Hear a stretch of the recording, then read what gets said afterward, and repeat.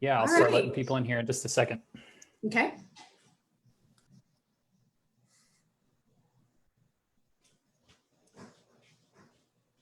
Hi, how are you? Hello, hello. How's everyone doing? This is Ann Tate. Hi, Ann. Sorry, I'm having my lunch, so I'll spare you all the details. That's okay. Well, no, thank you for tuning in and bringing in lunch. Well, yeah, I'm sorry I couldn't feed all of you. Maybe next year, huh? Maybe next. That's right. That's right. Next year we'll be in Greensboro doing this, huh? That's right. Well, welcome everyone. My name is Yubi Aranda Sandoval. I am an assistant director in the Office of Alumni Engagement. It's a pleasure to have all of you here. With me, I have Wade Maki, our Director of Bachelor's in Liberal Studies Program, Philosophy Professor. We will be touching a little bit about students and faculty, how they've evolved, and how they can continue to grow. So Wade, take it away. So we've got an hour, is that correct? About 40 minutes. 40 minutes, okay. Yeah. Perfect. Tune in if you have any questions as we continue with our conversation, put them in the chat box and I'd be happy to just kind of wave at Wade and give those questions to him. Is there a way for, okay, let me bring up the chat box too, so I can see that as well. Okay, cool, yeah. I'm running multiple windows here in my little home studio. It's great to be here.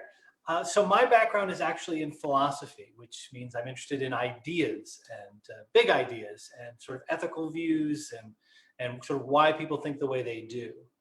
But I'm really happy to be here because one, it's an honor to be speaking to you today, and I'm a big fan of the university. But what comes with that is sometimes you have to sort of straight talk about things. And one of the things I wanted to talk about was how things have changed, but not just in terms of physical campus, but in terms of students and teaching and learning. And there's a lot of things I think some people maybe are aware of or maybe not that impact what we're doing here at the university. My disclaimer is that everything I'm saying has not been vetted or approved by anyone else. It's simply my observations. And I want to be also clear that inevitably one talks about group differences, age differences and so forth. These are trends, not absolutes. Just like when we talk often about men and women, we may mean it's 60-40 split, but there's something there worth pointing out, but nothing is said applies to every member of a group. So first question I want to ask is, what decade were you a student here? Where did people come from?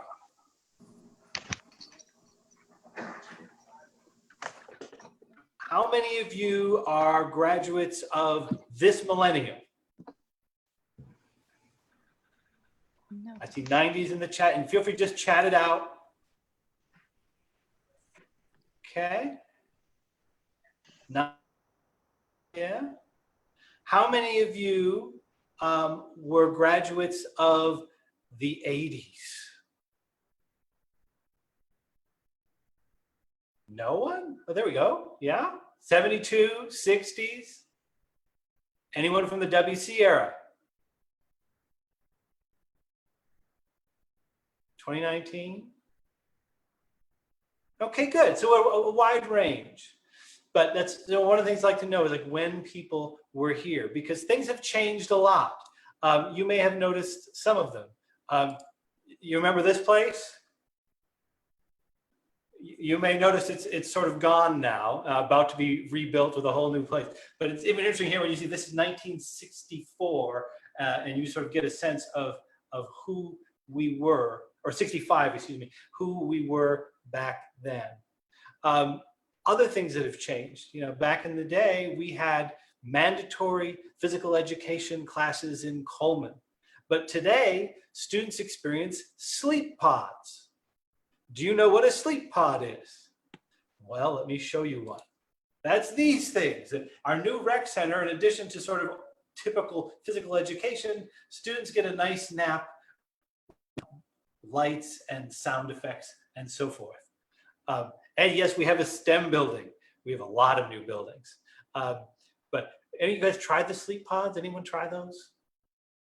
No? They're really kind of cool and kind of cushy. That's another one of the sort of differences. Things that you have now that you didn't have then. What about dining options? When we used to have college, how many options did you have when you went for lunch at the dining center? Go ahead and type that in for me.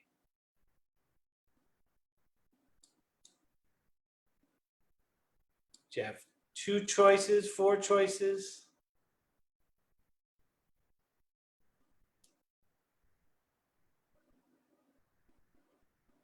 Yeah, a few. And if you've been in our dining center recently, how many choices do you suppose they have? It's dozens, just in the dining center. Italian, tacos, every day there are dozens of options.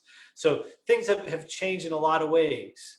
Intercollegiate athletics, we went from sort of being just intercollegiate to now being a Division I, playing basketball games in the Coliseum. We went from having home economics programs to nanoscience programs. We also should talk a little bit about that we are all shaped by our times. There are some things in ethics that are constant. And that means that sort of there are disagreements we always have. For example, there are those of us who favor ethics based on what we do, and there are those and how we do them, and there are those of us who tend to favor ethics based on what we accomplish. Right? Did the ends justify the means, or did the means sort of justify what we did? But in addition to those sort of long-standing differences, we're all shaped by our times. Right? The time we grew up, the time we went to college impacts our ethical outlook. And I wanted to start by just saying a little bit about the WC era. And oh yeah, I see Fried Chicken Wednesdays. Boy, is that good. If you have not been back for Fried Chicken Wednesdays, you've got to try that. When you are thinking of the WC era, what comes to mind about the people who went to college when this was a women's college? What was sort of their common experience? Dining halls and a soda shop? Mm-hmm.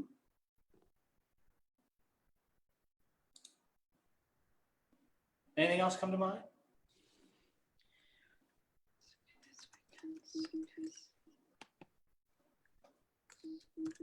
More middle class?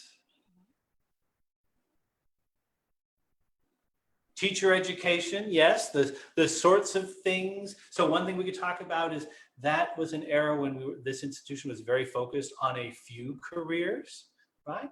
But also, most people did not go to college in that time period. And that's most people. Most women definitely didn't go to college during that period. And so what do we know about those folks? That they had to be either truly exceptional or very well connected, often both, right? So that with a type of student that came in that era, right, already had sort of pre-baked into them this idea that they had to know that they were getting a very rare opportunity that most people didn't get, that this was an opportunity that their mothers and grandmothers probably didn't have. It would be a life-changing opportunity, and they would feel that as being really special for them. They also, of course, encountered a very different environment, which was that it was far more paternalistic than supportive. Meaning, if you talk to graduates of that era, they had to sign in and out of dorms. They had to have permission to ride in a car. There are all sorts of rules not designed to help them succeed as much as sort of make sure they were sort of kept under control for their own benefit. This will become a big change between them and now. So when we talk about the sort of the generational ethic, the sort of the things that come out of that, is that for them to succeed, their survival required a lot of resilience, a lot of grit. They kind of knew the sort of uphill battle they were sort of facing. They knew the opportunity they were getting, and they had to struggle through a lot of things to get there. So when we think of that sort of generation, we think of hard work and duty and sort of the value of overcoming struggle. If we wanted to talk about what's a drawback of that thinking, is they're often not as sympathetic with people who didn't succeed, because these were all people who did succeed and they went through a lot to get there. Moving forward a little bit, let's talk about another then. Let's talk about sort of baby boom generation.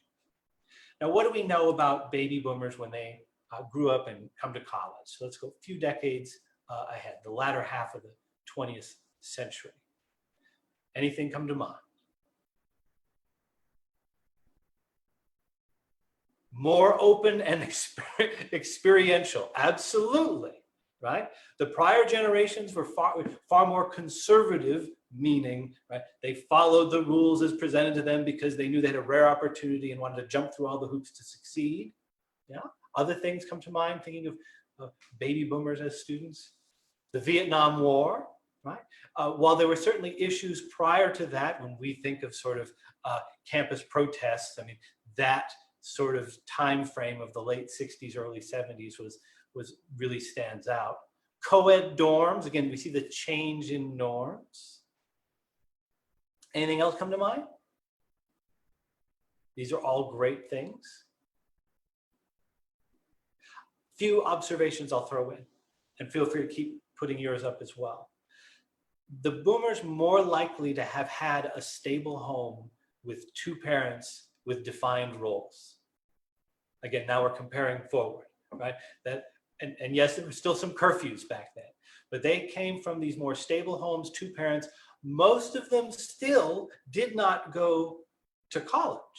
This was still a time when most people would go and work at a factory or a job like that, a job that their parents may have had, and college was still relatively infrequent, though that was changing in part because of the Vietnam War. Going to college was still an accomplishment itself. Right? When you said, I'm going to college, it was, whoa, like you're really doing something special, in a way that today it's much more expected that students go to college. There were still some paternalistic rules and regulations. Some of the big issues of the day, there were bans of speakers because those speakers were thought to be communists, right? So this was sort of, there were politics impacting the university. It was trying to drive out communists from the university. We saw desegregation in '56, co-education sit-ins. There was a Black Power Forum in '67. All of these sort of big social issues coming in with the baby boomers. Religion was still a common basis for viewing the world, what I'll call the language of value. In other words, if you wanted to express an idea in a way that would commonly engender support, you would put it in religious terms. People generally, that was sort of the way people would present things. If you wanted to see a faculty member, what did you have to do? This is a big difference, right? Anyone who's been to college in the last 20 years is a very different answer. Anybody know? How'd you go find faculty? Office hours. Office.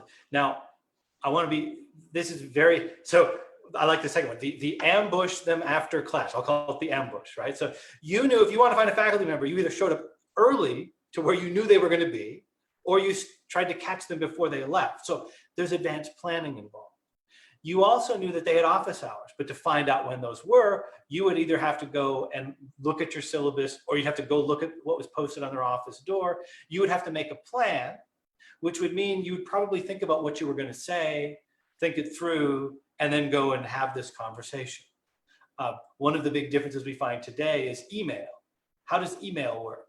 And how does that change the faculty-student interaction?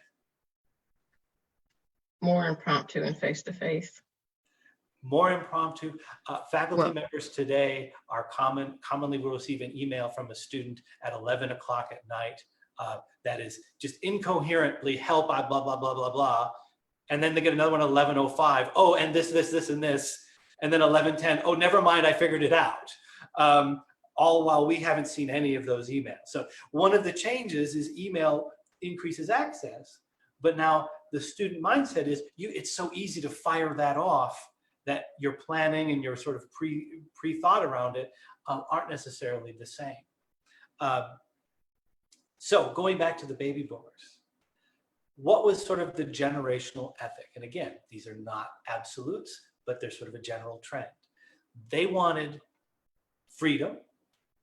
They wanted to be treated like adults. They wanted to be treated equally and give us free speech, right? This was sort of when you think of those protests, that's what they wanted. They wanted freedom, they wanted equality, they wanted free speech to be thought of as adults. It was a very sort of independent, free thinking group, as you talked about. And moving forward, I'll talk a little bit about my time. Now, I was what I guess you call a Gen Xer. I went to school in the 90s. And technologically, that's interesting because when I arrived at college in the fall of 92, we had rotary phones and no email. And of course, when I left in 96, we all had email. And some people had giant cell phones that sort of, if you remember those huge 3-4 inch thick devices. But we were different from the baby boomers. We were different. Any Gen Xers here know how we were different? What was different about our upbringing before we even got to college that shaped us? You've got mail. That's, yes, anyone from the 90s will know that phrase.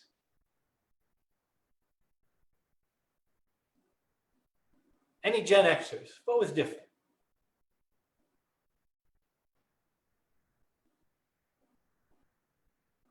Well, tell me if you. Hello? Yes, Shannon. Well, I think back when I was going to school, we didn't have online class options. Is that? We didn't have any of that technology. No. But even before we went to college, if you looked at our family lives, they were far more dysfunctional than prior generations. The rates More of divorce. more divorce, Yeah. single parents. Some would refer to us as latchkey kids, if you remember that sort of phrasing. We were more likely to be left alone, right? Because you saw also with women's rights from the 70s, a lot of our parents were two working incomes. That was different from the boomers who always had somebody at home. So a lot of us, we were sort of sent off to school in the morning and we came home and we were alone for a few hours. And we didn't have cell phones. This is kind of important. Right? When we had problems, it was just us for several Figure it hours to figure it out, right? And so anyone from that era is like, this was an interesting time that's very different from the kids today who always have that instant connection, and very different from what our parents grew up with, typically having somebody in the home.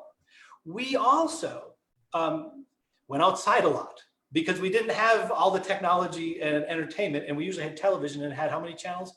4. And one of them was PBS. So you didn't have as many options for staying inside. So we were known to be out, left alone, sort of do our own thing. We had to figure out our own problems. We were exposed to a lot of history, right? That through mass media. And what I mean by that is, if you grew up in that era, you got cable television eventually. And when you got cable television, what was on most of the day? Reruns. So people who my age, Gilligan's Island was off the air for 20 years before I saw it, but I saw every episode more than once growing up because you would watch all of these reruns.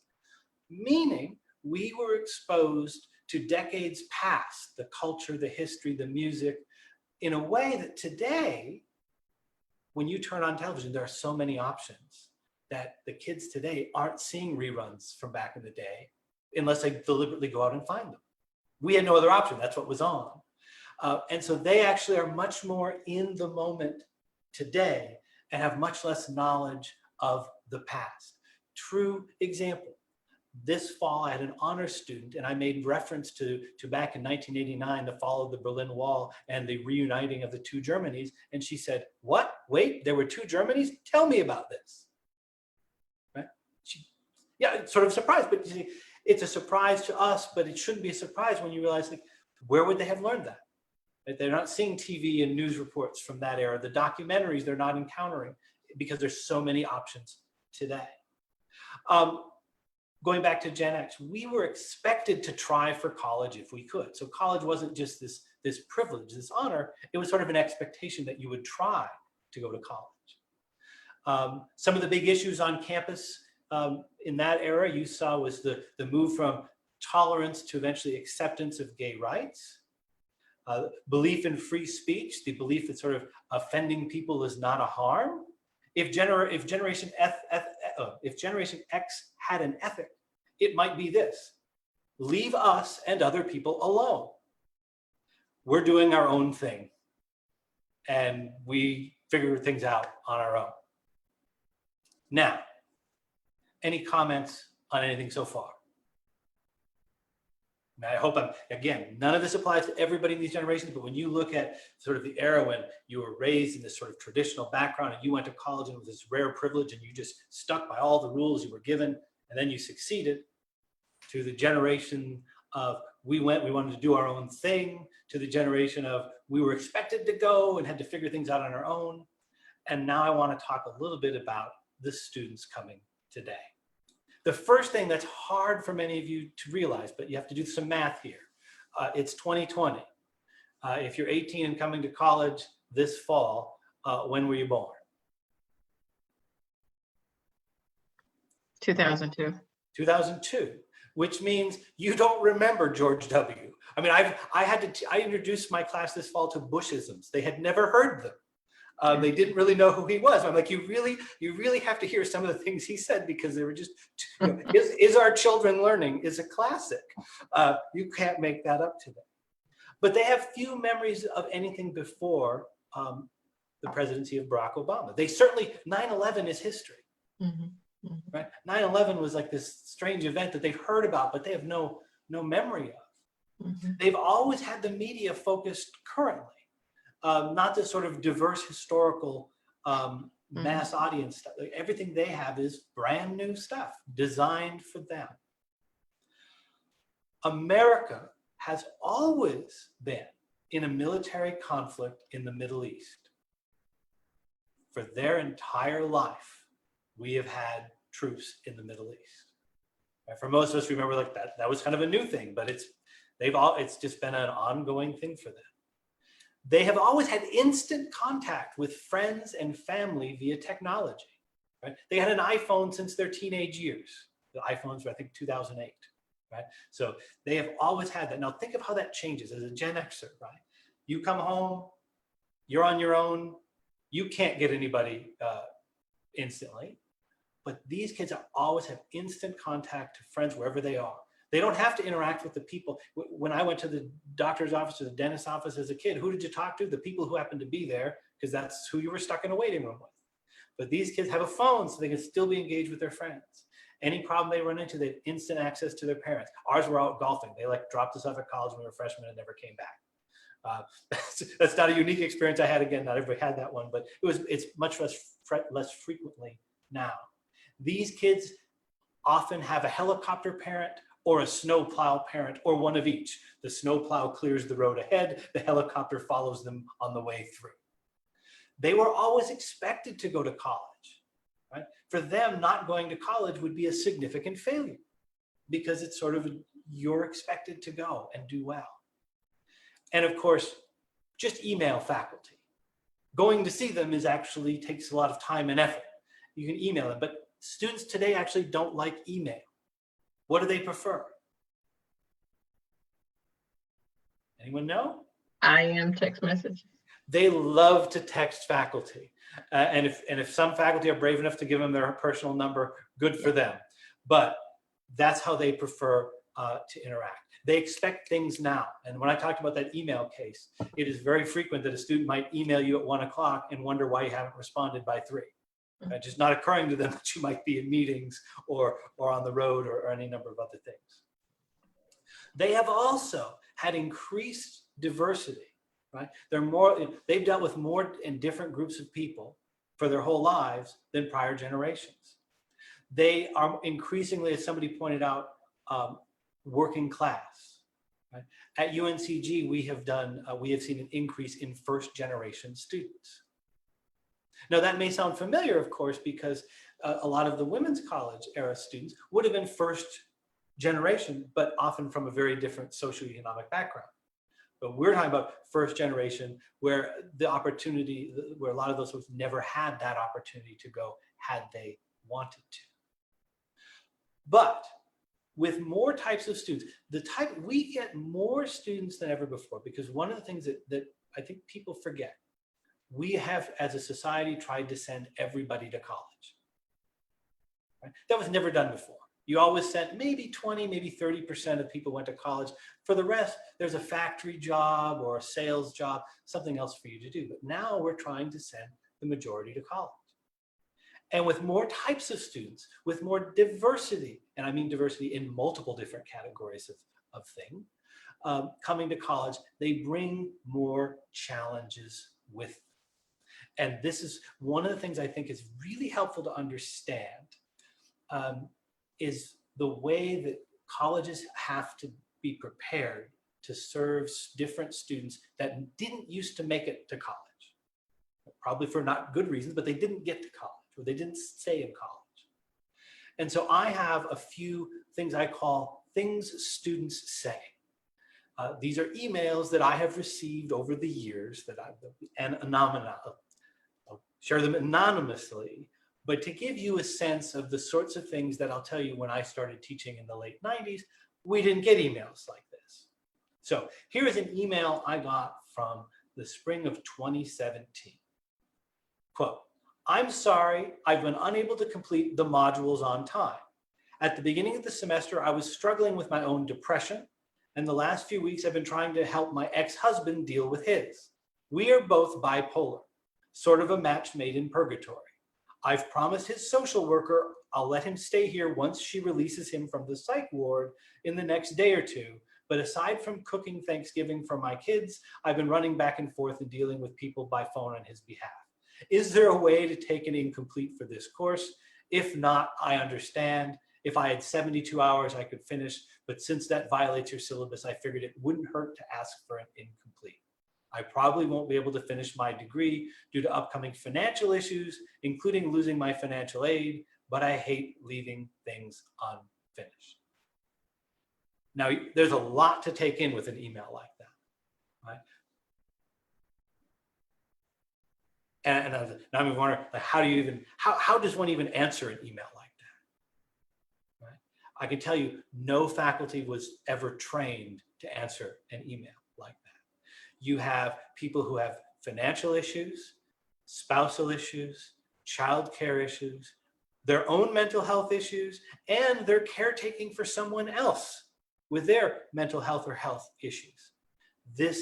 While this is a unique email I've received, these are all things that happen much more frequently than they used to, and universities and faculty and staff have to be ready to deal with those challenges. Let me see the chat here. What did I miss?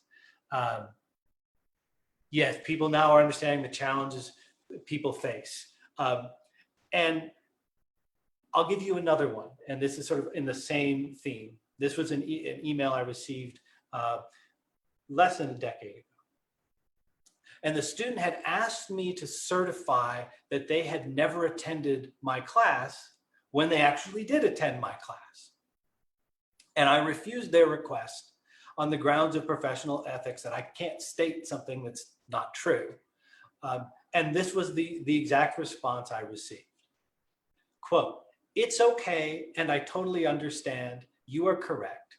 I've just been extremely depressed and suicidal lately, and I was hoping I could catch a break and that a few professors would show some compassion towards me because I still want to graduate next semester and eventually attend law school.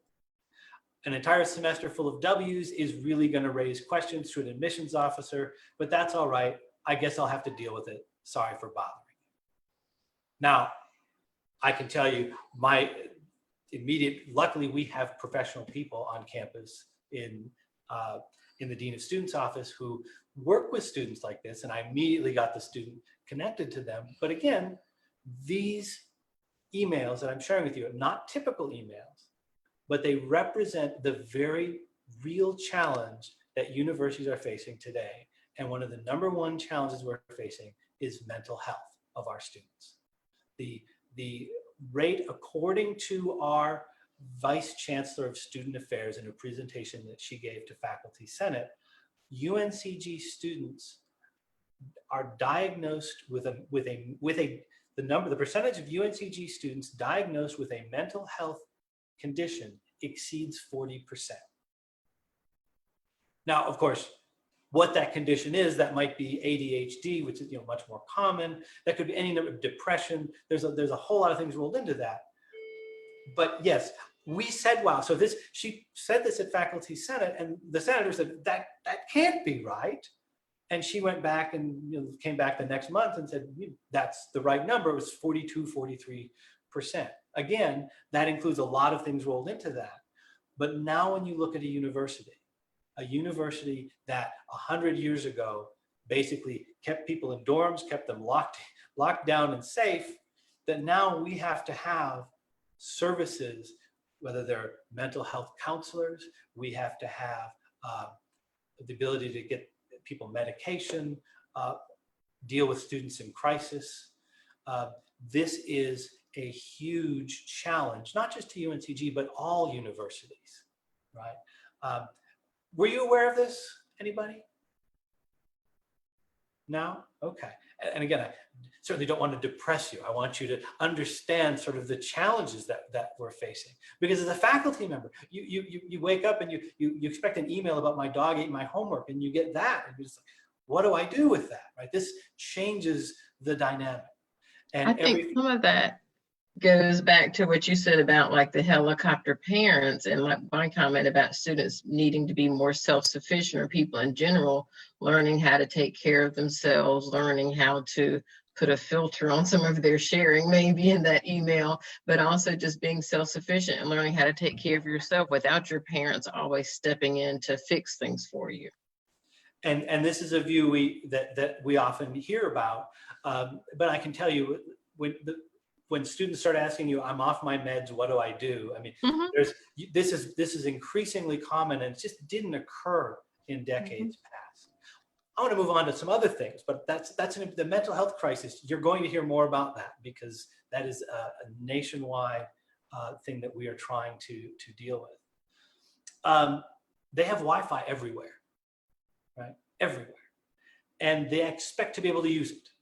I didn't get photos. I could have. I've watched students cross the street while staring at their phone right through a crosswalk. This sort of, we're always on our phones. All of them now, because of COVID-19, all of them have taken online courses. But even prior to that, about half of our students took some level of completely online course. And many of our students, including several of our graduates who I see here today, have intended entirely online programs. So the technology change now in higher ed completely changed the way we teach, completely changed the way students learn. The idea of showing up at a particular time at a particular place every week is just, it's not there anymore, right? There are whole other options. And this has been a wonderful thing because this increases access. When you talk about, as one of my roles, as was mentioned, is I direct an online program. When you look at the type of students we serve, the working parent is the sort of the archetype of people we encounter, because they can't come to it. They would not be able to get a higher education while they were working, taking care of kids, taking care of family members, but because there's online options, they're able to. One of the big events on campus every year is they play Humans versus Zombies. Have you seen that one? Mm-hmm. No. Oh, every year we get a notice that they play for about a week, Humans versus Zombies. So you'll see some of them in orange bandanas, and they'll have Nerf guns, and all week long it's like a fancy game of tag. Much more fun, I suppose, than some prior protesting things that would happen in prior generations. We've seen an increase in emotional support or comfort animals, right? So another thing that if you are on campuses today, the amount of students who have sort of medical recommendations that they have pets with them for comfort has increased. This generation has also been told that they were special much more frequently than prior generations. As I seem to recall going to college, some of you may remember this. Look to the person on your left, look to the person on your right. One of them won't be here by the end of the semester. You are not special, you are average. And as an average student, you should expect to see. This was typical going to college, and that has changed radically. Discouraging for our future, hasn't it? These students today are much more likely to be connected to a group-based identity, right? They will be able to talk about themselves as members of I'm a this, that, and this other sort of thing. They talk much less in the language of religion, but they talk much more in phrases of social justice. So sort of different sort of language basis that they use to communicate their ideas. They've always had support and access to others for help. They've been connected via technology, and they've had high expectations for a good life. As a Gen Xer, and if there are Gen Xers here, you may remember this. We did not expect to have happy lives, and where our parents, the baby boomers, most of their heroes did drugs and had fun and died from that. Most of the Gen Xers killed themselves because we're depressed. That's again, it's not a universal thing, but you find that much more frequently, that there is sort of a gloom and doom about things, where these kids have been much more optimistic and positive about communities, about themselves, about where they expect to go in their futures. And their sort of generational ethic, they're much more focused on helping others, in a belief that people should be treated based upon their individual or group identity or personal preference. So oftentimes they don't want everyone to be treated the same. They want everybody to be treated differently based on the different group or preference that they have. One of the consequences we find with this is, to what one of you mentioned earlier, is that there's a belief of looking for other people to help them solve their problems. So we did some interesting surveying of students. And one of the things we found is these students today expect to be checked on, right? So when I was in school, if somebody was sort of checking in on your progress, you'd be like, leave me alone. Why are you worried about me? But what we're finding is these students actually like being tracked and monitored and having somebody reach out. Are you okay? Are things going well? Can we help you? And the entire university has gone to using the starfish system, which is all about faculty issuing regular reports, flagging students for doing well, not doing well. And that information gets sent not just to the student, but also to the various student success people that then reach out to the student. And some older alumni will hear, this sounds creepy and Orwellian, and to this generation, it's like, it sounds like they care about me, right? So in other words, we see in this generational difference. When you look at teaching and learning, one of the other differences you find is a much more common use of clinical language, meaning students will talk about being traumatized by things, for example.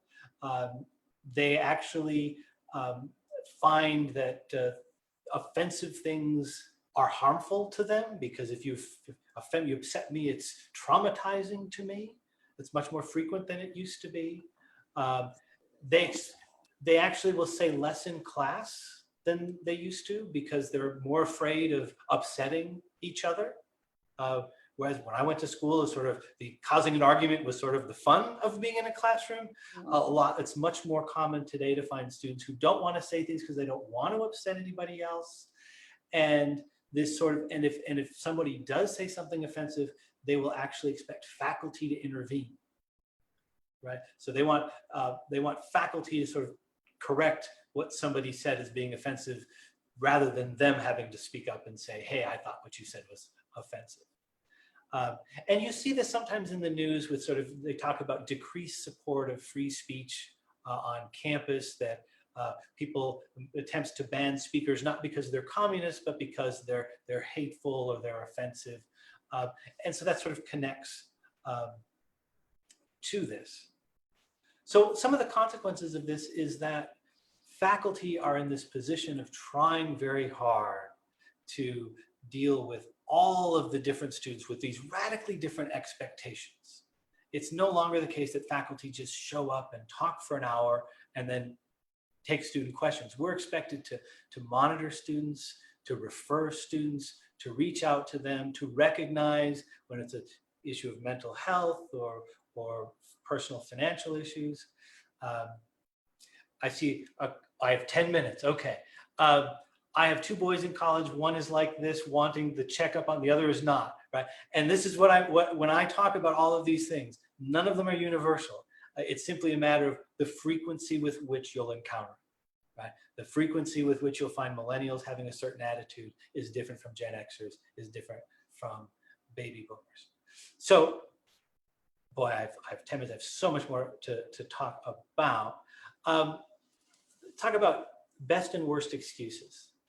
So it used to be the students were very clear and there were rules and everyone was held to the same rules. Remember that sort of everyone's treated the same, whereas now everyone is sort of different and special. So you find there's much more belief that they should be exempted from certain rules.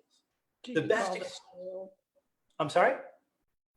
I guess I was saying my generation would call that spoiled. Exactly.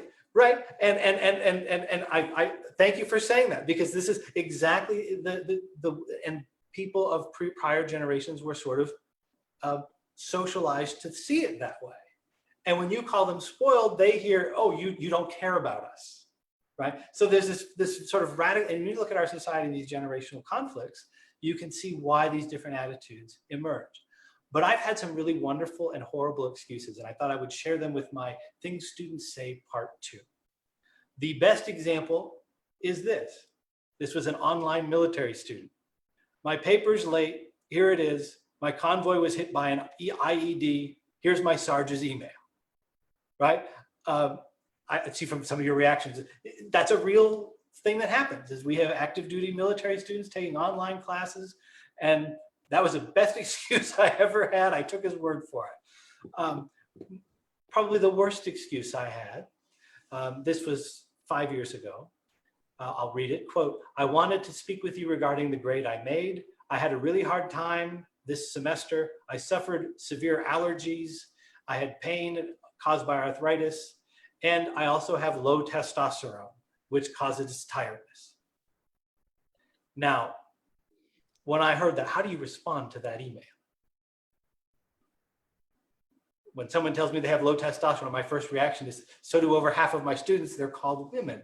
But had to sort of be a little more sensitive to the issue. But like, that's a really strange excuse for someone to offer. But students and faculty today encounter more and more of this. It's a much more challenging teaching environment.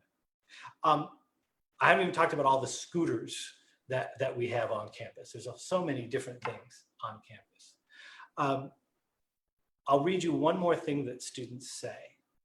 And this one is really special because, and I like to share this with graduate students and others who are going into the classroom because it really speaks a lot to what we're encountering. This module, so this is a student talking about the work, this module was too long and not worth my time. I would like to point out that besides your class, most of us have at least 4 or 5 other classes, and your class is not any of our top priorities. I will not watch any videos longer than 3 to 8 minutes, and I will not read anything longer than half a page for anyone's class. You are no exception. It's not that this class disinterests me, just that the time for your homework is not available to me, nor do I have time for some of the other homework that I have to squeeze in to make sufficient grades to graduate. So maybe one day I have someone glance at my education section of my resume. College may be important, but it's not worth having panic attacks every night and going completely insane. So for future reference, please cut out the BS to make our BS degree a bit more worth it. Before anyone even reacts to that, the first thing you have to realize is, was that about my class? It wasn't. Was it about me? No. This is just another example of someone who is way too stressed out. They don't know how to handle the amount of work that they have, the commitments they have.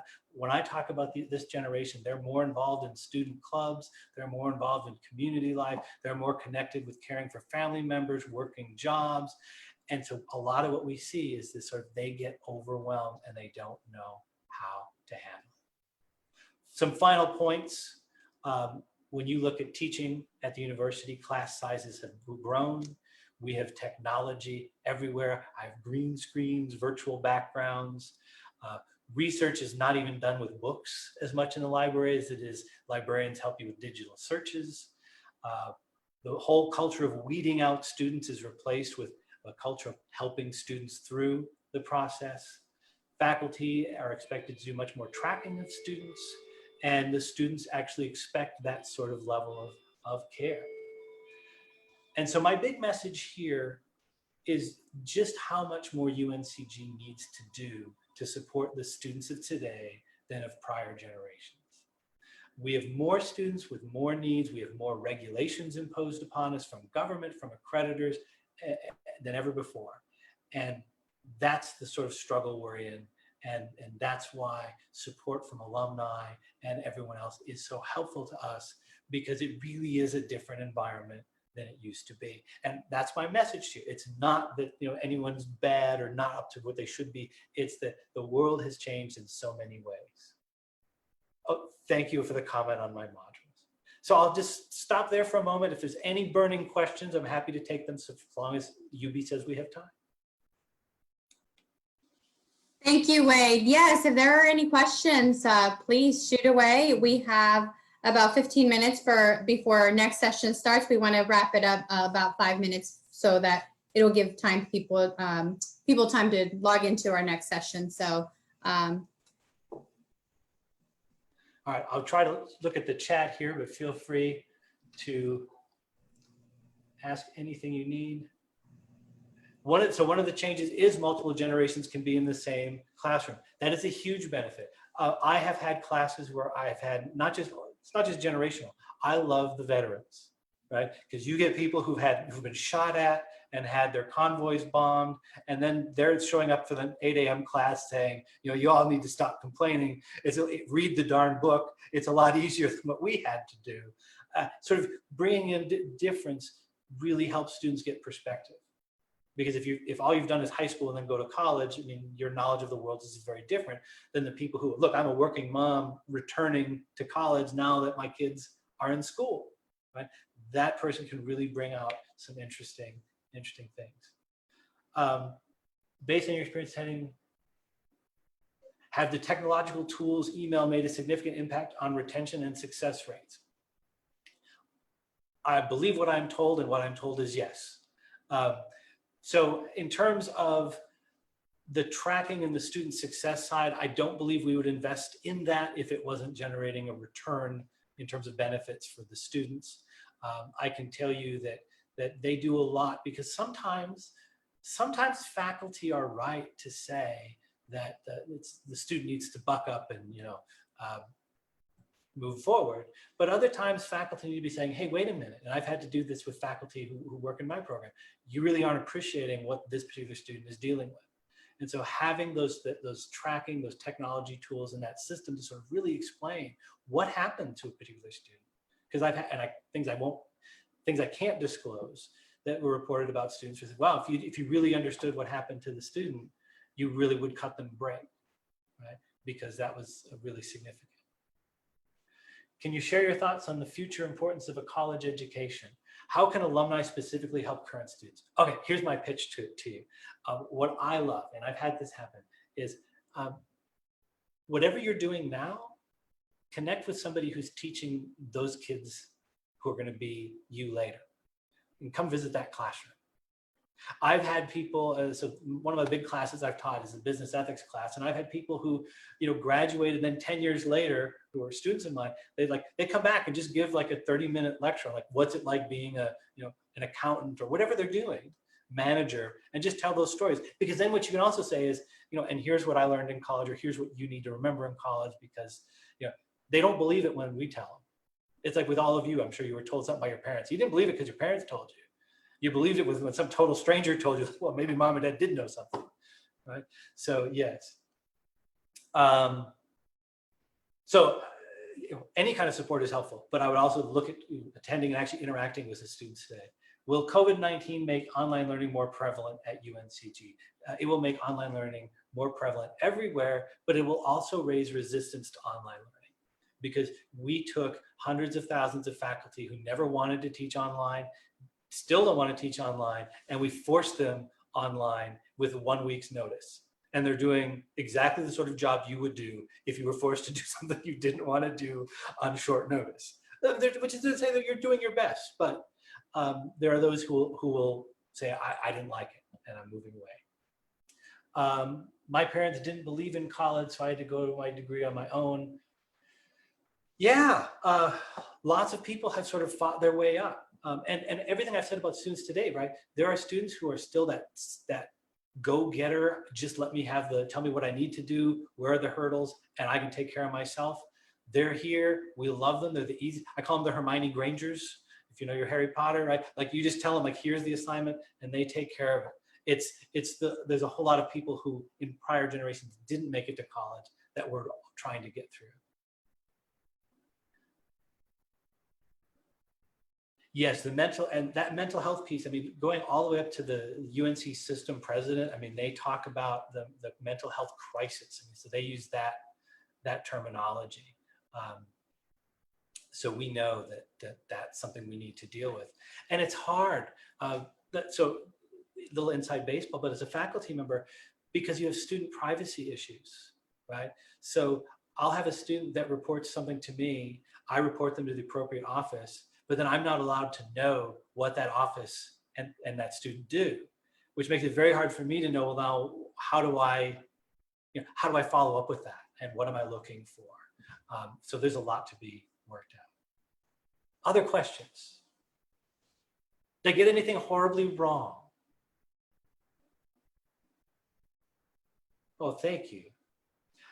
You know, and UNCG does such wonderful work, to comment on that, because we're not Chapel Hill, you know, and something our chancellor has said, and maybe you've heard it, maybe you haven't, but he talks about trajectory. If you go to Chapel Hill, you're already up here and you go here, right? You tended to already be one of the top students from probably a really good background, but the students we get, you know, are coming in a little bit lower, and we can make a much bigger difference in their trajectory going forward. When you look at some of the initiatives we have, you know, UB and I are involved in the Chance Camp, which brings in rising high school kids before college from the Latinx community. And we try to get them, because oftentimes their parents don't speak English. Some of them are DACA students. They have all kinds of challenges. They don't know, how do you apply to college? How do you do a FAFSA? And we try to help them understand what college is and how they can access it. And that's, UNCG does a lot of things like that with all kinds of different communities, because we're trying to make a difference where the difference is most important, where a lot of those big fancy schools are making the difference with the people who already came in at the top. And nothing wrong with that. You know, someone's got to do that too. Thank you, Wade. Yes, and that's why I love my alma mater, because we try to make a difference at the bottom and, you know, help our students and bring back our alums that are able and passionate as we are to help. So thank you. If you guys have any questions or any other comments, please shoot them our way, alumni.uncg.edu. It was a pleasure having you guys online. Thank you so much. Thank you, Wade. And if you need to reach Wade, I can definitely share that email with you. Just reach out to us. So thank you guys, and we will see you at our next session. Bye-bye.